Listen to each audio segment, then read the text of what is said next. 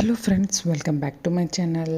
So ఈ సీజన్లో చేపగుడ్లు బాగానే వస్తాయి కదా. సో చాలామంది చేపగుడ్లు నచ్చదు అని అక్కడే కట్ చేసిన దగ్గరే వదిలేస్తూ ఉంటారు. కానీ చేపగుడ్డును ఈ విధంగా ట్రై చేయండి, చాలా టేస్ట్ బాగుంటుంది. నేనైతే ఈ చేపగుడ్డులో ఉప్పు, కారం, పసుపు అండ్ చిన్నగా కట్ చేసుకున్న పచ్చిమిర్చి కూడా వేసుకొని చక్కగా వీడియోలో చూపించే విధంగా కలుపుకోవాలి.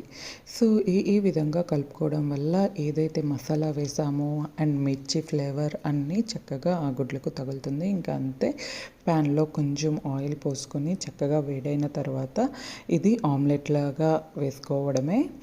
టేస్ట్ అయితే చాలా బాగుంటుంది. మీకు ఒకటి తెలుసా, ఇంకా చేపలో ఎంతైతే పోషక పదార్థాలు, విటమిన్స్ ఉన్నాయో చేపగుడ్లో కూడా అంతే ఉంటుంది. సో చేపగుడ్డు కూడా హెల్త్కి చాలా మంచిది ఫ్రెండ్స్. సో చేప కట్ చేసేటప్పుడు చేపగుడ్డు కనిపిస్తే అక్కడే వదిలేయకుండా ఈ విధంగా తెచ్చుకొని ఈ విధంగా ఒక్కసారి ట్రై చేయండి. మీకు తప్పకుండా టేస్ట్ నచ్చుతుంది, నీసు వాసన కూడా ఉండదు.